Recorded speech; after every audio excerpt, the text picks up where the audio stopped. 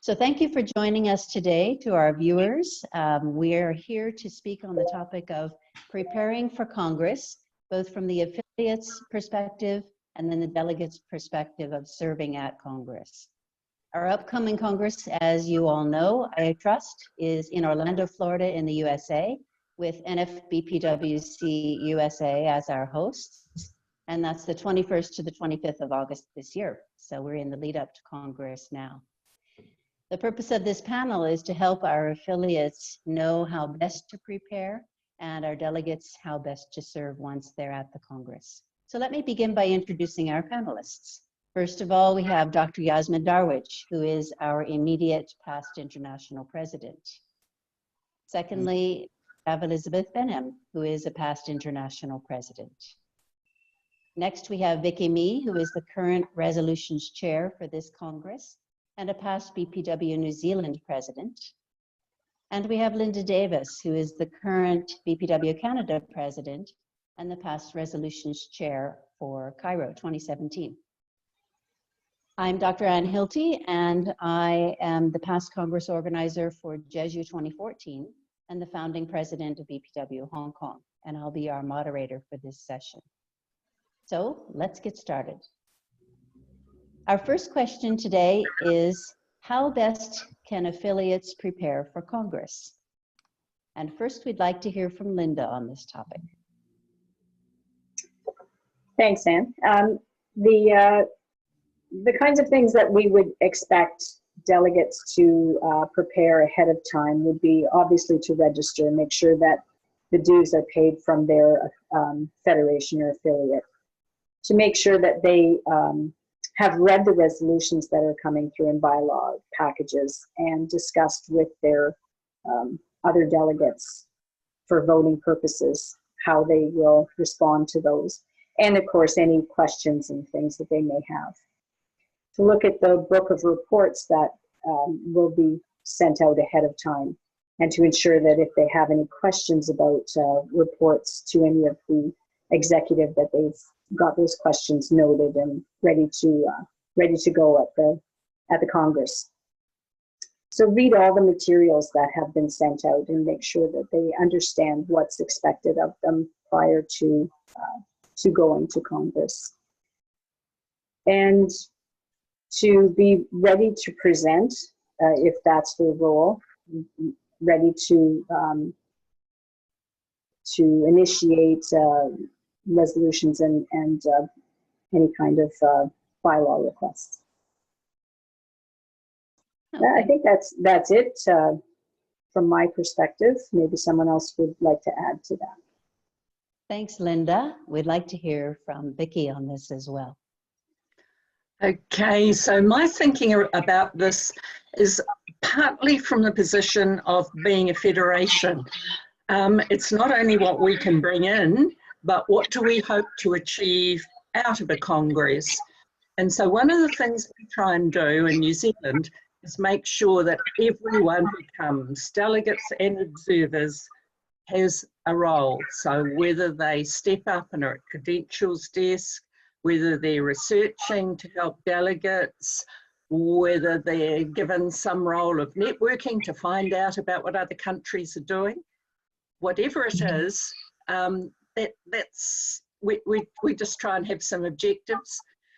The other thing we do is try and connect everyone who's going in a WhatsApp app, so that even before they go, they understand what we're trying to achieve, and when we're there, everyone's connected and knows if someone's speaking or at a workshop and one of our members is speaking, so others go support. So it's doing a lot of that preparation, just so you feel like a team, because that makes a huge difference.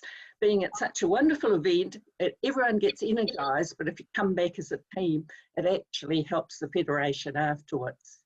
So that's something I'd say is really important. I'm just trying to think of other things. I think I'll leave it there, because the role of the delegate is a separate question, I know. Okay. Vicky, could you just say another word or two about, as the federation, or if there isn't a federation, the clubs get together and review and prepare for how they're going to vote, how their delegates will vote on their behalf. So about the review process of what will eventually be presented at Congress. Okay, so in New Zealand, we have an AGM each year. And so we always know beforehand things like what, particularly any internal resolutions or anything that will affect the operation. So at our AGM, that would be where we would elect our delegates, so they're elected, and we also may bring up for general discussion any key points, but certainly within our executive leading up to conference, we would discuss things like some of the resolutions, some of the amendments, and also nominations, and come up with a federation position.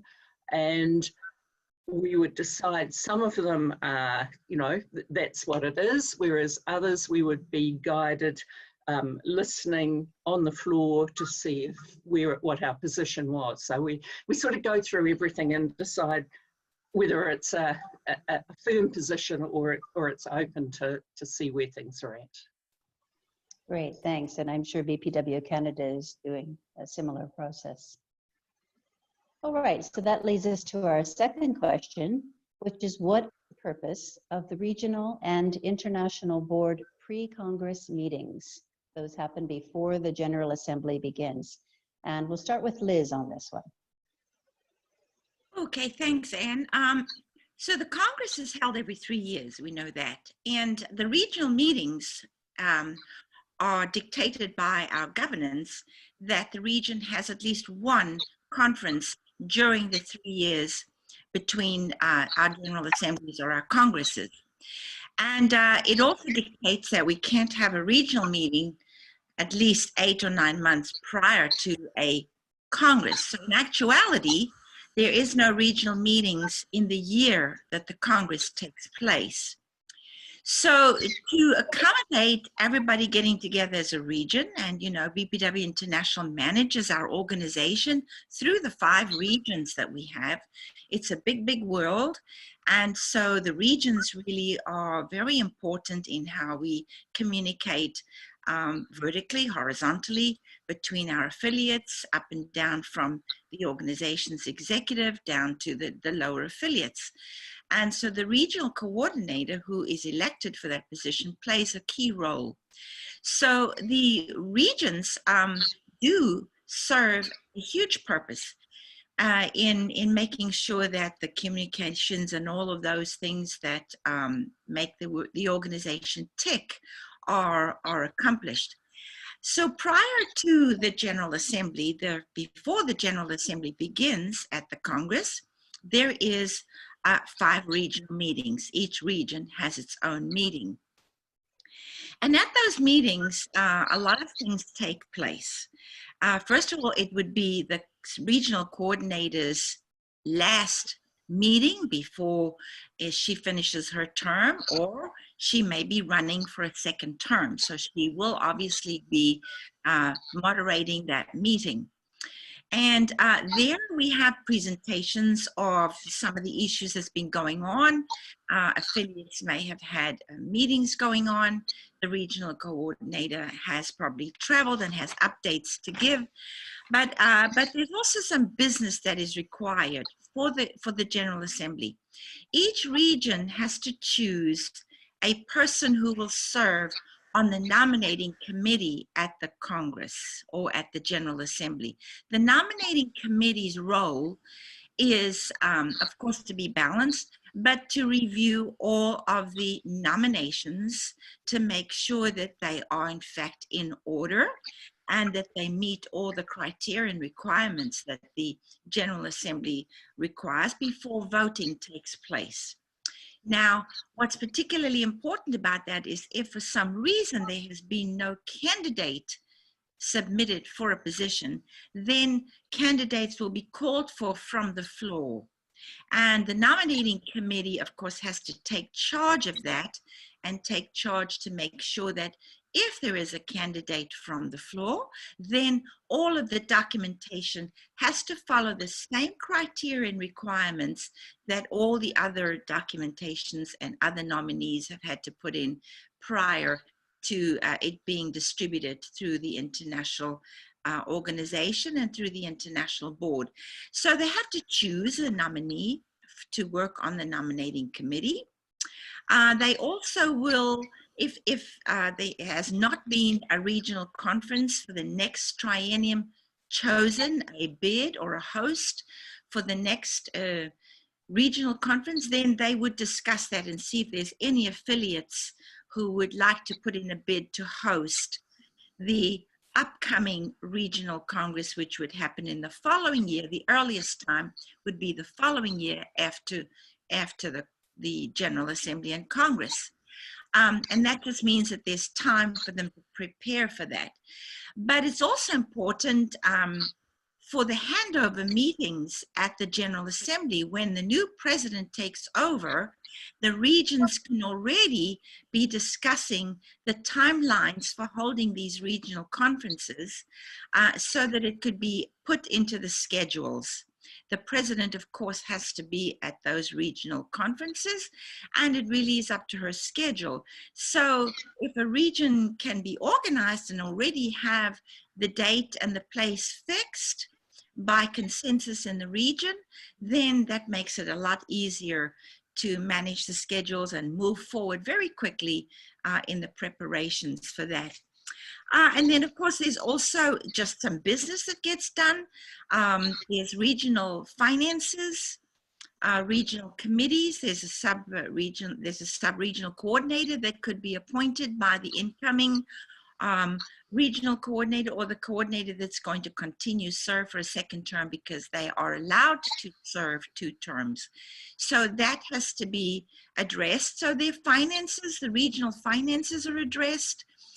Sub-regional coordinators are addressed, chosen by consensus at the regional meetings. And lastly, if there's any urgent business that would be upcoming in the General Assembly that might be already identified, then that could be discussed. And so as a region, it becomes pretty much then a cohesive understanding of what would need to happen to make things run smoothly at the General Assembly.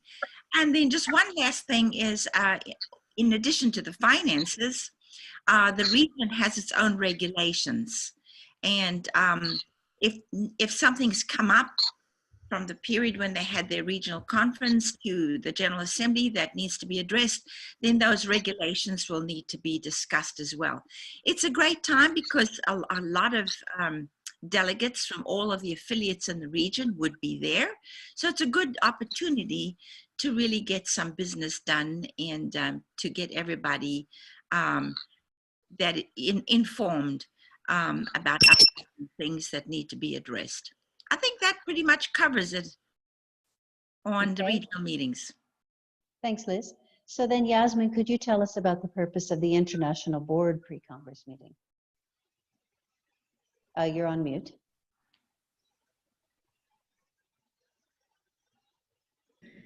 Thank you. The pre-International Board meeting, pre-Congress,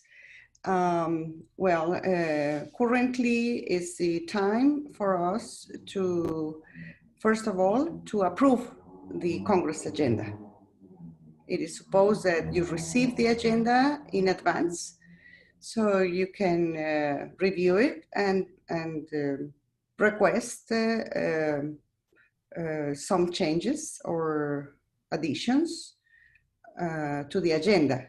So this is very important, and I find out that many delegates at the International Board didn't know that they have this right. And it's important that we review the agenda and we request, if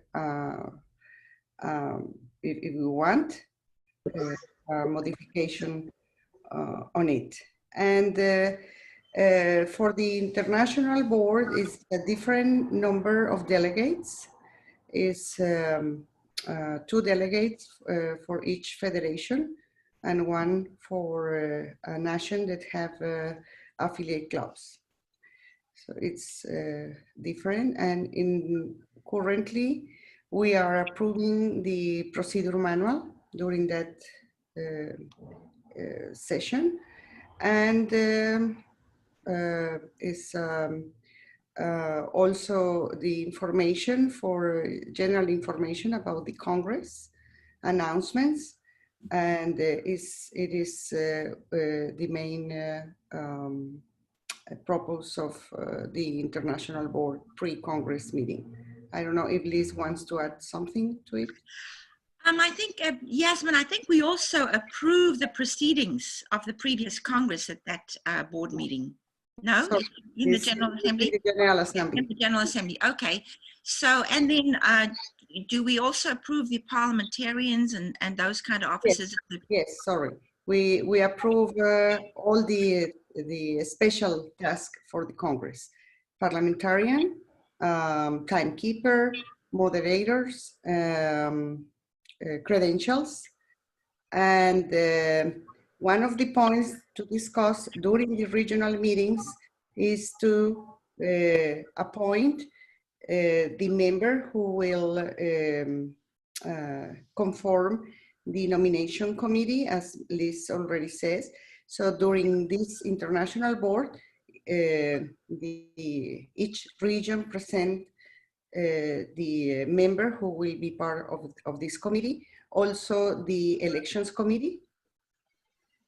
All these special committees are should be approved during the international board meeting. Okay, thanks to both of you. So now we'll move on to our third question, which is what is the role of the delegate and also the alternate? And I might throw in something extra here, and that's the observer, which may be obvious, but we can mention. So Vicki, would you first respond to that?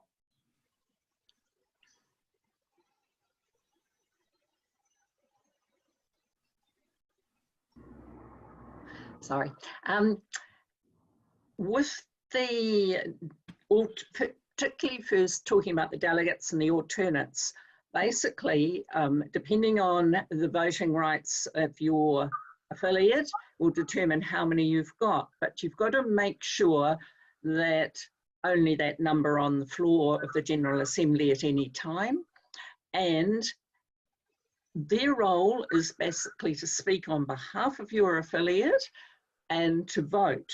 And so one of the key things is to be able to be succinct in what they say. They've got to be knowledgeable, but they've got to be able to put points within 2 minutes, because apart from moving a resolution, which is 3 minutes, everything else you've got 2 minutes to say it. So that would be one of the key things in determining whether a delegate is effective or not. I think the other thing is that they have to be very knowledgeable about understanding how Congress works. And this is where looking at the proceedings from previous years is really important. And I would say at the moment, I'm just so annoyed that the proceedings from Cairo are not on the website. So just starting to go through and understand and say, this is how it worked last time, and putting yourself into that position is part of the preparation. The other thing I think that a delegate or alternate does is they work as a team.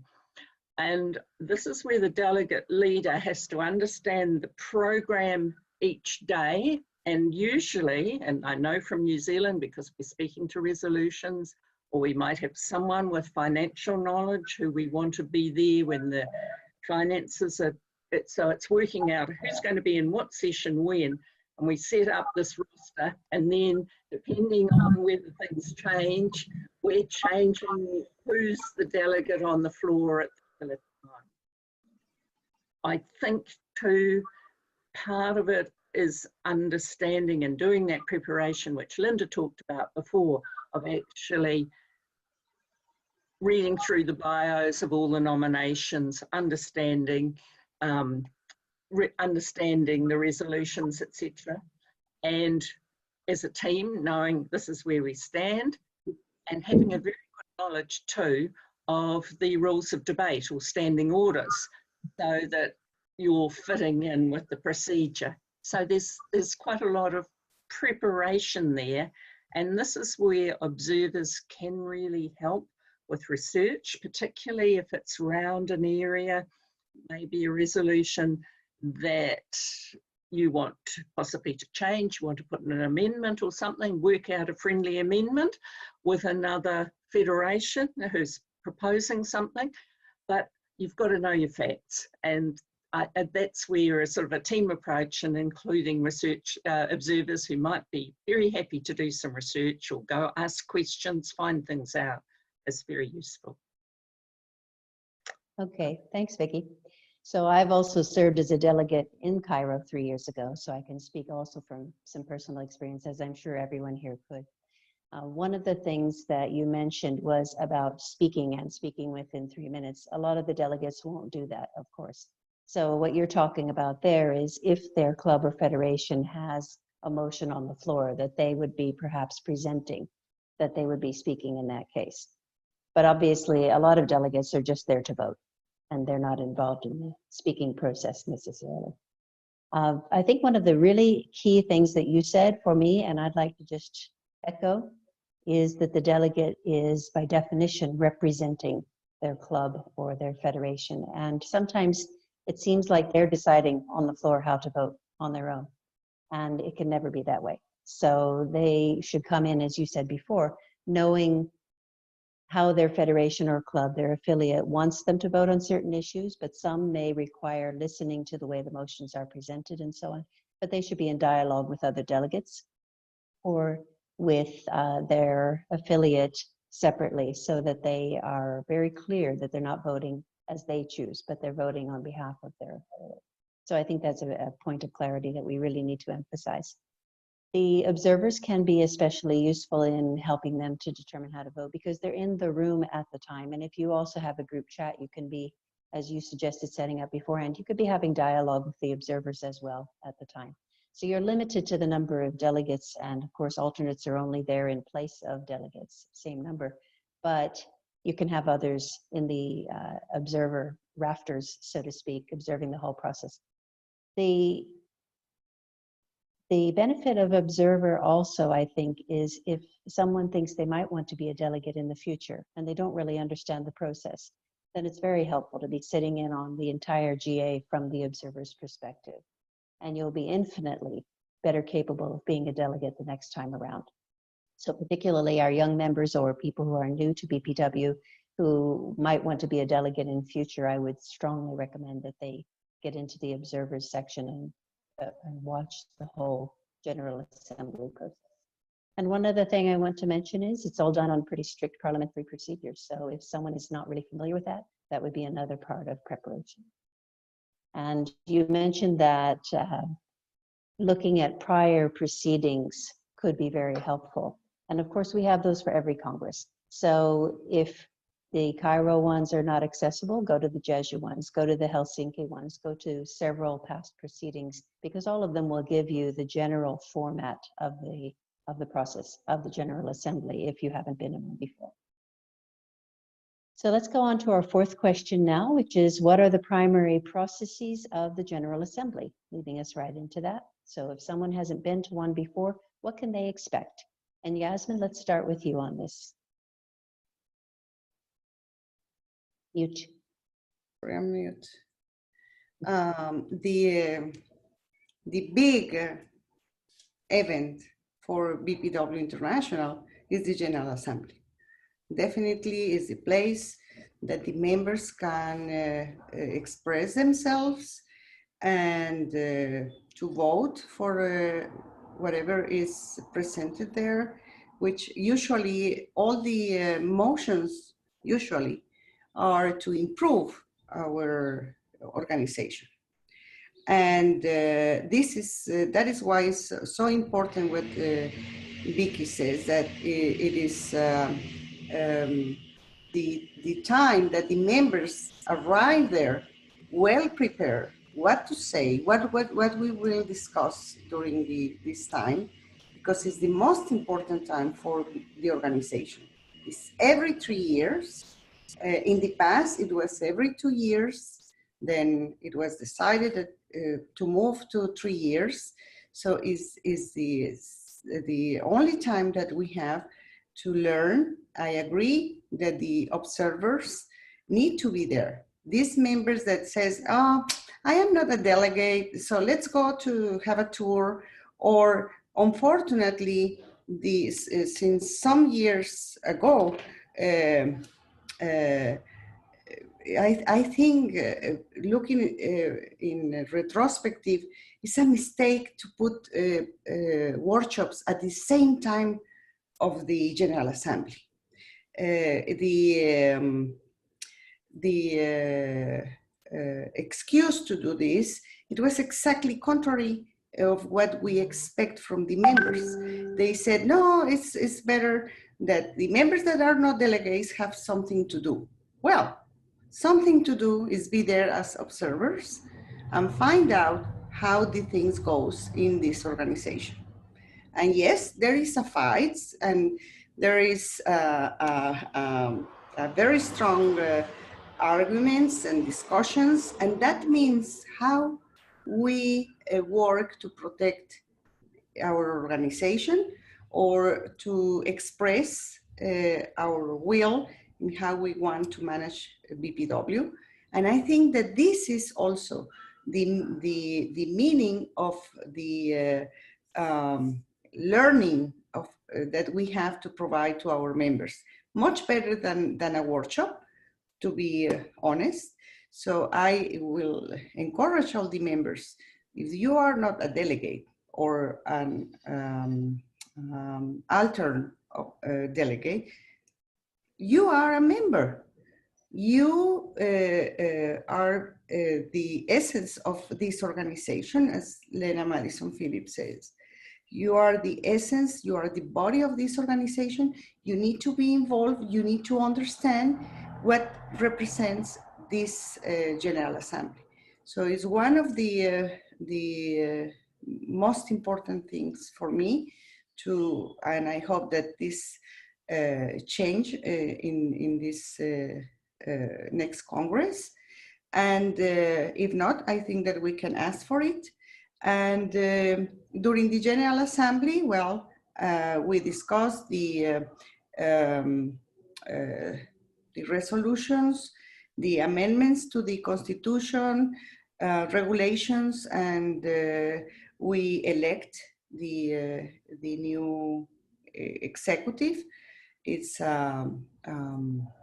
in the past it was by ballot in a paper.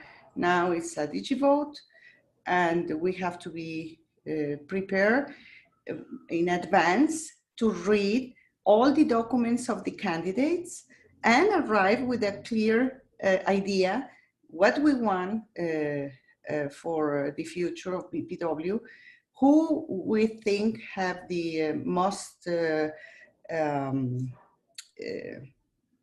the better skills for each position.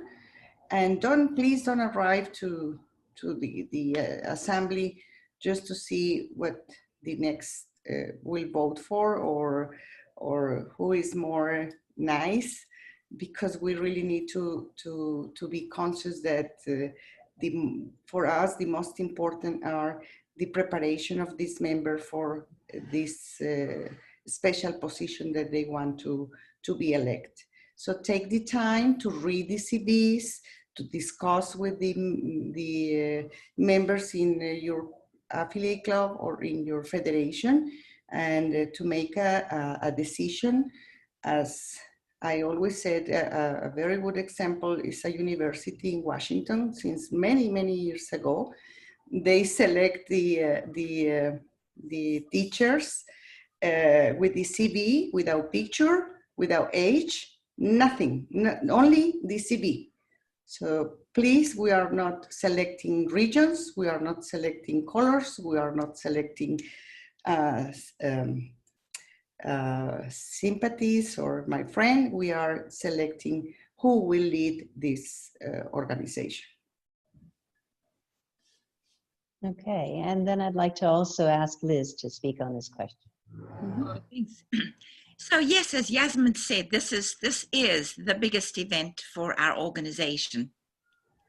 And it does need to be taken very, very seriously.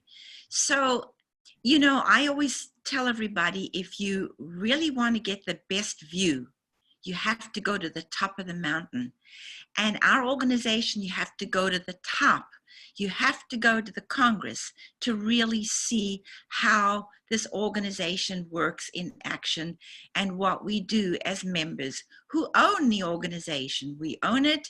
We need to take responsibility. We need to understand it. We need to steer it in a way that we think is good for the organization. We've been going almost 100 years. We want to go another 100 years. And so it's very important that our members really understand the responsibility of that. So in addition to what Yasmin has said, it's the one time that we get to, everybody collectively, first of all, gets to hear reports from the officers, from the executive. What have they done in the triennium? What has the president done in the triennium? What is the two vice presidents under their mandates, which is advocacy? The other one is membership. What did they accomplish? What did they do? The executive secretary, who is of course in charge of governance and all things legal and constitutional, gives her update on what has happened through the triennium. The the executive finance officer has to give an update on the financial situation of the organization. Are we, still viable? And did we collect all the dues? Did all the members, did the membership from the VP membership, did we grow as an organization? And also, did we conclude and did we actually function under the budgets that were approved from the previous Congress? Because the Congress sets and approves the triennial budget. The executive then has to fulfill that those budgetary requirements.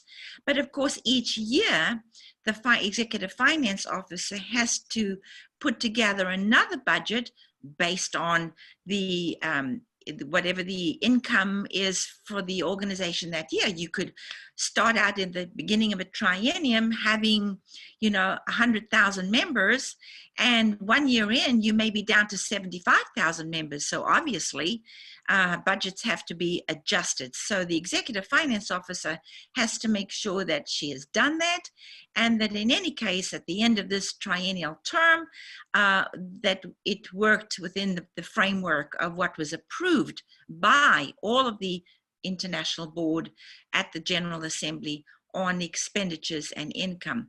And in addition, in the program and in the agenda, she will have to present the budget for the incoming triennium that the Congress and the General Assembly have to approve and vote on. So those are important reports.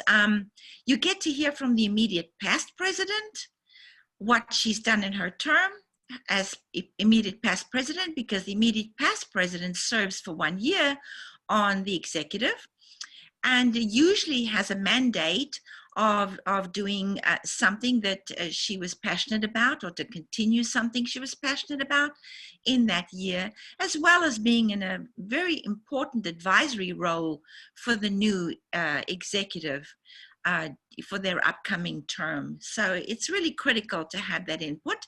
So she would give her report. And then we get down to the nitty-gritty business of the General Assembly, which is to approve and change, edit our governance documents. That means to amend things in our Constitution, our regulations, which is, it's a fluid document usually. Things change in our world constantly. And so affiliates who presented amendments to those will, of course, have to work to present what they would like to change on those amendments. And at the Congress, it's set up so that the General Assembly set up so you have a microphone to speak for the amendment, you have a microphone to go and speak against the amendment. And the timekeepers really have a big job then to manage the timing on that. And of course, the parliamentarian has to make sure that everybody sticks to the rules. It's a great learning experience, and it's wonderful to see in action the discussion. And I think, as Yasmin said, for the members and the observers, this is such a great opportunity to listen to the discussion, because it's phenomenal to hear what's for and what's against.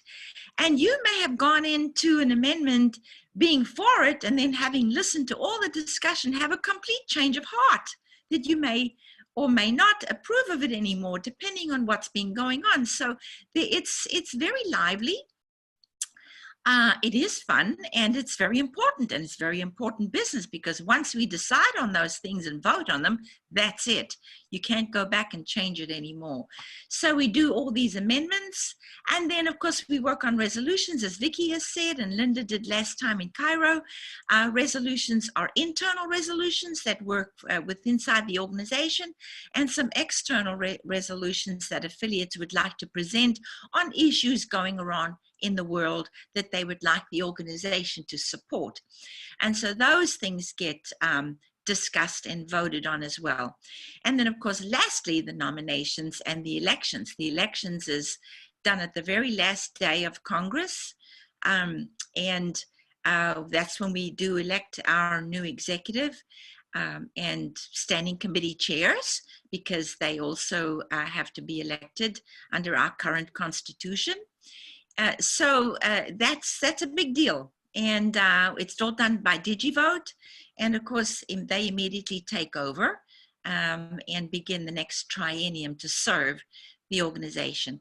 And I'd like to step just a little bit back with Yasmin. What Yasmin said is to really understand, as Vicky has said too, when you go to this General Assembly, to understand the responsibility and the decisions that are going to be made there are very important and are long-lasting. They can't be overturned. So once you are going to elect somebody to lead the organization, make sure that you've done everything to actually credit that person, to verify them, to understand that they will be true leaders for this organization. It's not just about, as Yasmin says, how kind and how friendly they are, and how they may look like they can manage things, but can they really lead an international organization? Because it is the face that leads this organization, is the face of the president, along with the executive, and must be able to work with boards. We've had in the past times when people have come on an international executive with very little board experience, and that just doesn't work so well. So it's important for us to do our due diligence and be very prudent about how we choose our upcoming leaders that will manage this organization for us between the General Assemblies. And of course, to realize that the organization belongs to the affiliates and the members. We actually own it. We need to take that charge of that ownership, and we need to guide it in a way that we want to see fit for the future. So it's a wonderfully collaborative experience. It's a wonderfully collaborative effort by everybody. And yes, there are some very difficult exchanges that happen on the General Assembly floor with lots of discussion for and against, and pro and against. But it's a great learning experience. And I think lastly, I'll just leave this with the last thought, is that the General Assembly and the Congress is the most wonderful experience to connect and bond with our international members from all over the world. And that is in itself really a fabulous experience, because we're bound by this sisterhood. We're bound by this organization that keeps us together. It's the glue that keeps us together. And it's a great opportunity exchanging cultures and different personalities and all the things that make this organization so special is the time that we get to really bond with each other and spend time and make real good friends. We all have friends, long-lasting friends that we've had ever since I've been a member. I've had friends in this organization from all the congresses that I've attended. So it becomes that platform where you can do that. And I also do agree with Yasmin in that in the past there was the way the Congress was set up is that the workshops and the General Assembly were held at the same time. And I don't think that that is a good thing. In Helsinki, when I was the international president, we changed that. And we broke it out to business sessions where everybody could attend together, everybody could listen, everybody could be completely informed. And then we would do workshops together where everybody could partake of what we would call very high level workshops and things that we put together for the membership that you would expect from a leading international organization. We expect to have an event that brings us the best of speakers, the best of knowledge within our partnering organizations like the United Nations, the International Trade Center, the Women's Empowerment Principles, all those advocacy things that we've worked on. We want to hear from those speakers. We want to hear how our organization has done the work that we do, that we take pride in. So all of that happens through the workshops. And then, of course, we party as well. We have great fun partying.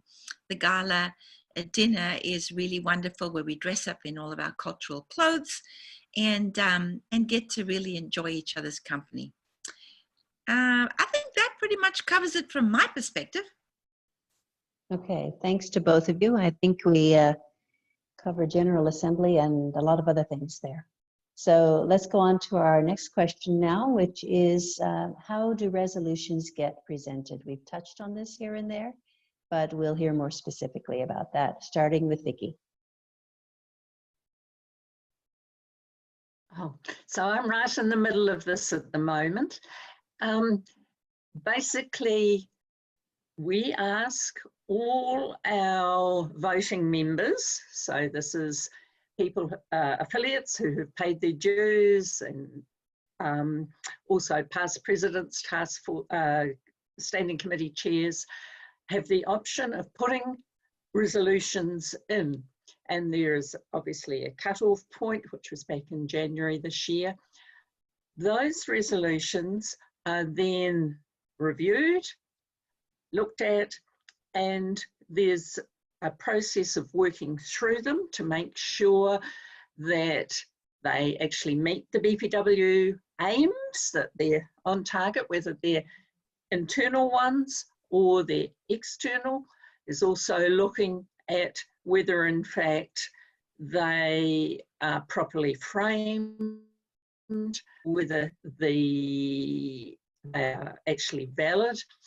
So there's a lot of looking at it that goes on. And then what I see is really part of a mentoring or a learning process to going back to those who have put resolutions in and suggesting this would be stronger if you mentioned at the start some of the things have already happened, or looking at the way of the wording and let's make it more succinct so your point comes across, all those things. So it's partly to make sure that when the resolutions come to Congress, they're in the workbook, that they're clear and that they're debatable. Because the resolutions chair is not looking at whether they're reasonable or not really. That's what the General Assembly decides. It's, is it a clear, debatable motion? That's what we've got to make sure. I think too that one of the other things is from a federation who is putting resolutions up, and BPW New Zealand does a lot of that, is one of the things we try and do is look at our seconders, because you will never find us using probably the same a federation. If we look back at Cairo, when we did one on mental health in prisons, we asked BPW Thailand because we knew they were involved in projects there. When we did one on disability, we asked BPW Egypt because they were involved. So partly from a federation who's proposing motions, it's also a mentoring opportunity with resolutions to involve other federations who may not have done anything like that. And then because you present 3 minutes from the mover and 2 minutes from the seconder, you work together at your 5 minutes as a whole. And how you do that, that's important. And you also get your researchers involved thinking through what could be against this. So you're working out beforehand how to rebut it or how to also be open, because part of the process is that amendments may come in. Someone will say, our federation would support this motion if it included something else, and they may present something that you haven't thought about. And if you're in agreement, that is the other part of the resolution process, then on a basis of a friendly amendment, it can be agreed that it includes a wider perspective. Obviously, the other thing is that if you don't agree, this is where on the General Assembly floor, when the motion is put, amendments can be put there and debated. And I think too, for all affiliates to have a position on resolutions and to encourage people to go and join the for and against queue, because that is so important and it helps actually inform the debate, work out whether this is something that is actually for the good of the whole federation. Yeah. Thank you. Thank you. And Linda, would you also speak to this for us? Yes, thanks, Anne. Yeah, Vicky did such a great job. Thanks, Vicky. You hit all the points, I think. I would just add to that some of the things I discovered as the resolutions chair is that maybe others don't know. The resolutions chair is not an ongoing position. It's simply a position appointed for Congress. And so a period of time before Congress happens, someone is asked to serve as the resolutions chair. And so it's an appointment position. And then that chair will look to find a committee, and the committee really comes from all of the regions so that we have in that committee representation from the different regions. And then the resolutions, although received by the BPW International Office, are checked to see if, as Vicky had mentioned, that people have paid their dues, or affiliates and clubs have paid their dues, and that they are financially able to submit. And that was a surprise for me, because there were people submitting, there were clubs submitting that were not financial, and so we had to reject those resolutions and pass. And so that does happen. It's just something to consider. Again, looking at the mandate, whether the resolution is on mandate, the format, whether it's properly formatted. So 6 months before Congress, those resolutions are to be in, and then 2 months to work on them with the committee, sending them back and forth and getting them into shape so that they can be sent to the membership.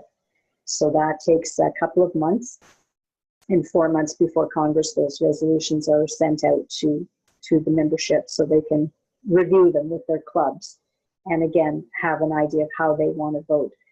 Again, what they do on the floor of Congress is so important with the pro mic and the con mic to be able to speak for and against. And as Vicky mentioned, the New Zealand BPW has such a great way of presenting them. I certainly learned a lot from that organization going forward, that they predetermine what they're going to say. and they have their seconders lined up ahead of time as well. So they're movers and seconders, and they actually give a little blurb to the seconder if they so choose to use it. That's like the gold standard to me. So they really are ensuring that their points are going to be made at the microphone, because as Vicky said, you only have the 5 minutes, 3 and 2 all together, and you want to make it count. And so it's the best of the way to process it if you can do it that way. So I would highly recommend that clubs really give a lot of thought into how they want their resolutions introduced.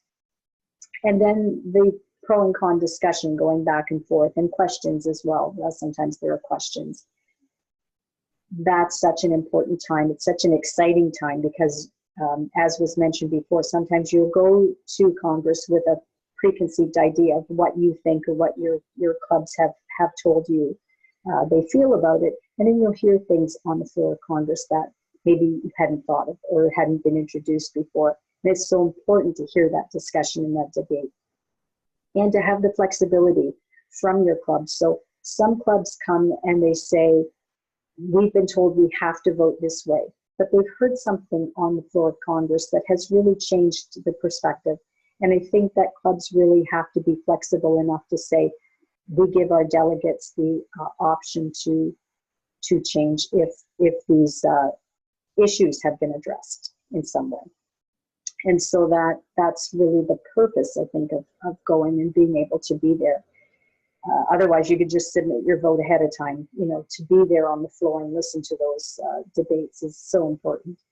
And then, of course, once one side is no longer, there's no one at the microphone for the pro or the con, the question is called because there's no more debate.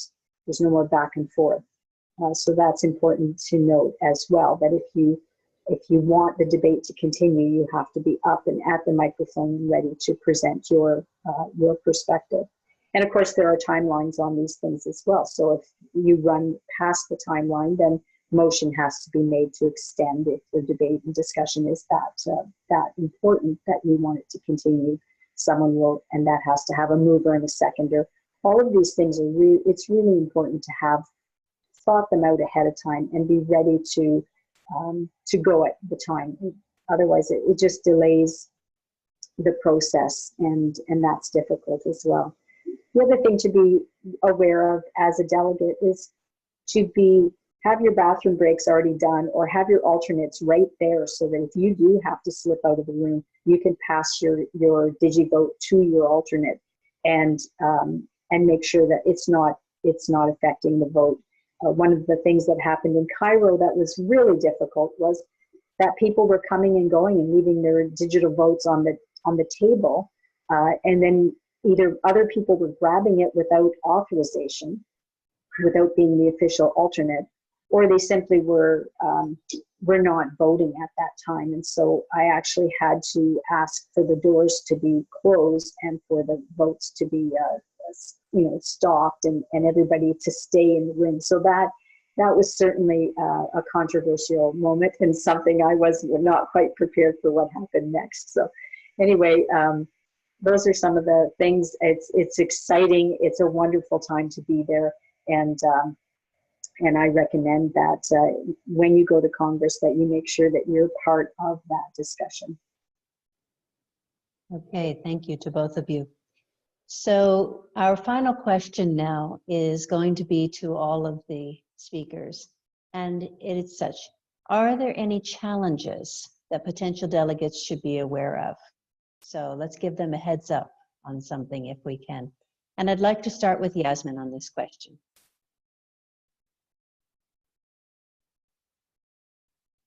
Thank you. I don't know if it's to answer your question, but it's something that I want to say is that the delegates and the affiliates be aware that they will receive the documents 4 months in advance, at least. According to the Constitution, is 4 months in advance. All the papers of the amendments for the regulations and constitution, all the resolutions. We will receive all the papers of the candidates for executive and for the standing committee chairs, the 9 standing committee chairs. And it is important that during these 4 months, we find the time to review it. If we have any doubt, we are allowed, maybe why not, to call one of the candidates and ask, which is really your work plan? Because the candidates are allowed to put 200 words in the statement, but maybe you want to know more. And mainly when you have 2, 3, 4 candidates for the same position. So to arrive with a better knowledge about each one, you can do it. Instead of, unfortunately, sometimes it's something that we have to be aware, because happen. For me, it's a very low level politics that someone called everybody to push for one candidate. So why we are not a kindergarten, we are a business and professional women, and we have to know why I'm voting for this person for this position, or why I want to go in favor of this resolution or regulation or amendment. Or so I think that we have to take this prerogative and rights that we have as members, how we can to deal, how we want to deal with that in a very professional way. And I think the best is, as many of the federations used to do since many years ago, I think it's the time. It's a new time, it's a new century. After all this situation that we are living, I think will be a new world. So we really need to take seriously, and also for me it's an insult. I feel offended when someone called me to say, oh, I would like that you vote for this or vote for me, or really, it's a low level situation for me. So please take the time to read it.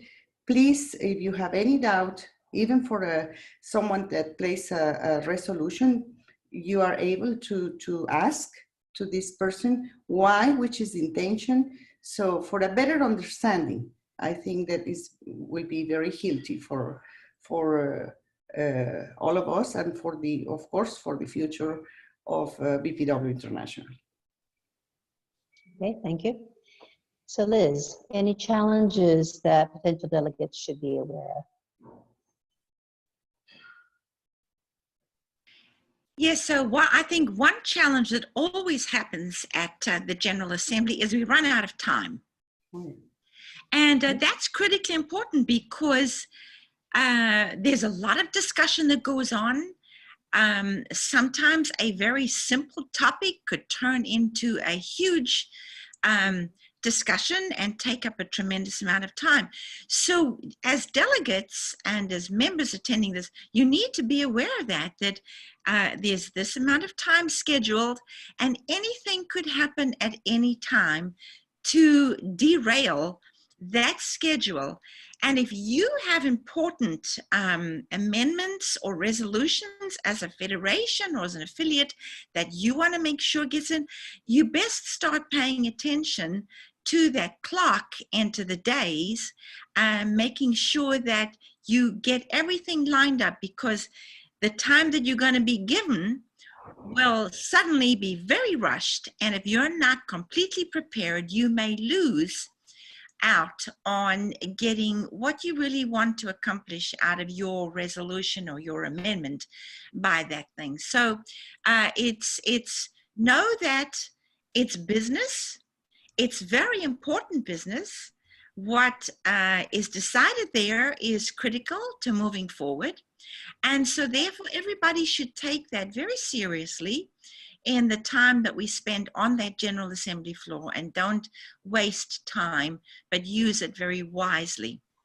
And again, also the challenges are, lobbying. Lots of members who come to the Congress are not that, well versed with how we work, and may want to lobby and get your ear and, try to get you to vote for a certain thing. Just know that, take it seriously. These decisions you have to look at for the organization for the long term. How do you think this is going to affect the organization moving forward? We want to be there for another 100 years. So that means we have to take everything very seriously. And so consider everything carefully. That's all the advice I could give anybody going. And then, of course, when you have time between the business sessions, you could get some more information. If you need, go out there and look for information. If you want to have more information on what is coming up that is critically important, go get it. Go listen to some people. Seek out some mentors. Seek out people who've been in the organization a while that you respect, and go find out from them the information that you need. So those are the challenges that would come up. Okay, thank you. All right, Linda, challenges to potential delegates. Okay, I think those were great points, and I have to echo them as well to say that time is a big issue. Networking is something that we all do at our local clubs, and we have to carry that forward into the Congress as well, in the sense that we are connecting with others, talking business, talking about the issues that are coming up in the future, and making sure that we're hearing anything that's going to, make a roadblock or a stumbling block for our things that we're trying to advance, and being able to address those outside of the business meetings, at the social events, at all of the fun things that we're doing. And yeah, it should be fun, and yet it will be fun for sure, but still keep that eye on the prize of we want to get X or Y accomplished, and how do we do it, and let's talk about it offline before it comes to the floor, so that it's a smooth transition once it does come to the floor. And the second big challenge, I think, is this is international. We find people that don't speak our language and don't do things the way we do things.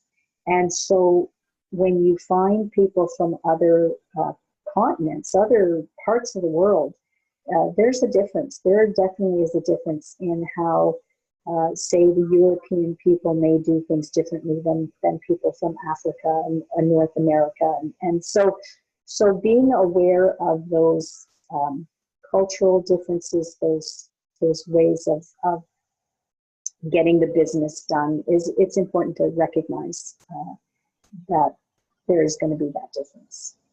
Thank you. Okay, thank you. And finally, Vicky, would you also speak to challenges? Okay, well, I'm going to speak first just about a little thing, but actually I found it quite disconcerting, because this is when I first spoke at my first Congress, and you're having translator. And I said something I thought was a bit funny, and I was looking for the laughter. It wasn't happening. I kept on with something serious, and 30 seconds later I got laughter in the middle of something serious, and I got, oh. And then you had to realize this was the translation delay.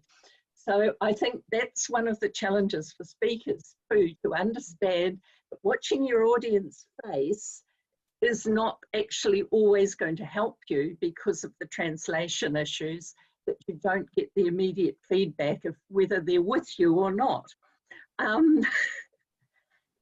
The other thing, and I echo what everyone else has said about the importance of thinking ahead, what's best for our whole organisation, keeping that in mind and being open. And it's very easy to know the other federations that think similarly to you and spend time with them. And so you end up in the same circles saying the same things. And Congress is an opportunity to open out, hear from others and weigh it up. And this is where having your federation team connected, whether it's with a weekly or a daily breakfast meeting and being on WhatsApp, so that if you think, oh, actually we should be revising our position on something, everyone in the team knows and you can discuss it and be open. I also don't want to just quite leave it on a challenge, because the other thing that comes out of Congress is enormous opportunities. I know for BPW New Zealand, because alphabetically we sit by Nigeria. And when in Jeju we were talking about child marriages, we both put up resolutions, but then we were able out of that to put together a brief for CSW the following year, and we actually kept that going for 2 or 3 years, working in conjunction. So, and again with BPW Japan, because New Zealand had had a disaster, and then with our earthquake, and then we were speaking to Japan with theirs in Jeju, we seconded their resolution. And so the opportunities for actually working together and advancing a cause for women is really, all those opportunities come up. So it's grab them and make the most of them. And it's also for your own federation, make the most of the fire that gets lit in the bellies of everyone who goes. That it's such an energizing event that when you come back, you will find that a lot of your team members, if you ask them, will you be president of this club? Will you stand up and speak in front of a government select committee about this topic? They're much more likely to say yes. It's a whole growth thing in their capabilities and in your federation issue, because they've been put in a bit of a cauldron. They've stretched their own capabilities. They've also come to understand what a great organisation this is and its potential for influencing how women and our rights and in our world, how much we can influence. And then if we do it right, we come back and we can really make a difference in our own federations, pick up on so much we've learned. So yes, there are challenges, but I'd say there's bigger opportunities if we make the most of it. Okay, thank you. I want to just pick up on what Linda said about culture. When we have people coming from more than 50 countries from all around the world, and we're going to have people who have deep respect for hierarchy and people who come from very egalitarian societies, and each will seem rude or stuffy to the other. And we have people who all talk at once versus people who take turns talking, and each will think the other is a little bit rude or strange. And that happens in the General Assembly a lot of times too. And we can have huge differences in the idea of time, as we all know. Some cultures are quite relaxed about time, and some are quite uptight about time. And so that can be a source of tension sometimes. So a lot of interesting cultural differences that can sometimes be crossing points. Locked doors. The locked doors of GA are quite serious. So if you're on the wrong side of the door, whether on the inside or the outside, and that's not where you belong, and it's the time to lock the doors, be aware that those doors will be locked. And there will be guards at all of those doors. And we've had people shut out when they should have been in, and vice versa. So that is something that's taken quite seriously. And I would say be prepared for lack of sleep. We have very long General Assemblies that start early in the morning until late in the afternoon, or even bordering on early evening. Then we have events, then we have after parties, and all sorts of informal meetings that are happening in all the nooks and crannies around all of that. So sleep is inconsequential. Just be prepared for that. So this brings us to the close, and by way of closing remarks, I want to give a huge thanks to all of our panelists here. Once again, we have Dr. Yasmin Darwich, who is our immediate past international president. We have Elizabeth Benham, who is a past international president a couple of terms ago. We have Vicky Mee, who is a past president of BPW New Zealand Federation and our current resolutions chair. And we have Linda Davis, who is a present Federation president of BPW Canada and the past resolutions chair. You two mirror each other just a bit. And the other two of you mirror each other just a bit. So thank you so much to all of you for lending your expertise to help our membership prepare for Congress. We want to thank our viewers. We hope a number of our members view this video and pass it along to their sisterhood. And we hope that this is helpful for you and that we see you at Congress. Thanks to one and all, and see you in another webinar soon. Bye for now. Thank you.